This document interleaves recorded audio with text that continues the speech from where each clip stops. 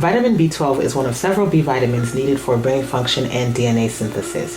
Vitamin B12 contains the mineral cobalt, and compounds with vitamin B12 activity are collectively called cobalamins. This water-soluble vitamin is derived from animal products such as red meat, poultry, dairy, and eggs. In order to absorb vitamin B12, we need intrinsic factor, which I will mention several times in this video.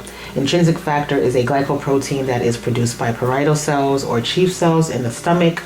Once absorbed, vitamin B12 is used then as a cofactor for enzymes that are involved in the synthesis of DNA, fatty acids, and myelin.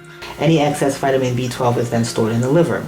However, when there is a deficiency and vitamin B12 can no longer be absorbed, this is not something to take lightly, as it can lead to hematologic and neurologic symptoms, which I will explain when I get into the signs and symptoms of vitamin B12 deficiency. So first, who is at risk for being most deficient in vitamin B12?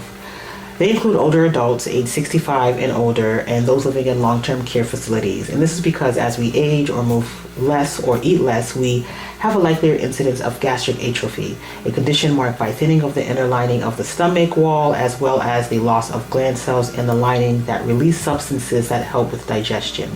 Also, individuals with pernicious anemia. Pernicious anemia is an irreversible autoimmune disease that affects the gastric mucosa. This disease leads to attacks on the parietal cells in the stomach, which causes failure to produce intrinsic factor and malabsorption of vitamin B12 through the diet. Then you have individuals with stomach or gastrointestinal injury or weight loss surgery, where part of the stomach has been removed, for example. As a result, this surgery actually removes cells that produce intrinsic factor. Then there are individuals with certain autoimmune disorders of the intestine, as a result compromise the digestive system, such as celiac disease or Crohn's disease. You have vegans. Vegans consume no animal products, and vegetarians as well, who only consume dairy or egg animal products, for example. They are at risk because naturally occurring vitamin B12 is found in animal products. There are fortified cereals and nutritional yeast as options. Then there are infants of women who exclusively breastfeed or nurse, and this is due to the mother not consuming enough vitamin B12. And so in effect, the baby does not get the vitamin B12 they need.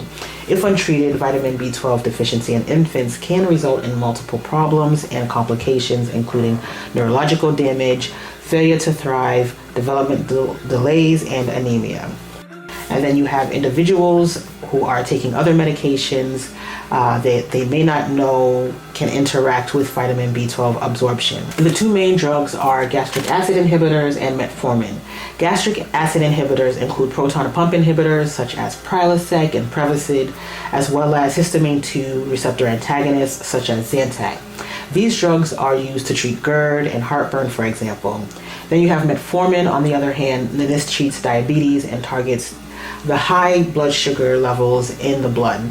So diagnosing vitamin B12 deficiency. The clinically appropriate way to diagnose vitamin B12 deficiency is by performing a blood test. A healthcare provider that suspects this deficiency will need to evaluate the level of red blood cells, as well as the level of vitamin B12, folate, and presence of intrinsic factor antibody. Now, some of the signs and symptoms of vitamin B12 deficiency. First, the neuropsychological symptoms. They include fatigue, numbness and tingling in the arms and legs, loss of position and vibratory sensation. They also include difficulty walking, depression and irritability, diminished cognitive function, including memory impairment. There are also gastrointestinal symptoms, including glossitis, which is a swollen or inflamed tongue, anorexia, diarrhea, constipation, and weight loss. So what do we do?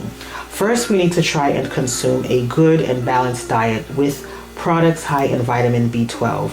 If you eat fish, red meat, poultry, eggs, you should be okay. If you don't eat meat products, then you should be consuming items such as beans, tempeh, banana, or spinach, for example. You may also decide to supplement with a multivitamin that contains vitamin B12 or take it as a standalone product. This could be by mouth or given to you by your healthcare provider as an intramuscular injection, for example. But the intramuscular injection is usually done in clinical cases where vitamin B12 absorption is drastically low. I hope the information in this video that I provided has been beneficial for you. Make sure to check out some of my other videos on health topics supported by science and sunnah. Thank you for watching, and see you in the next video.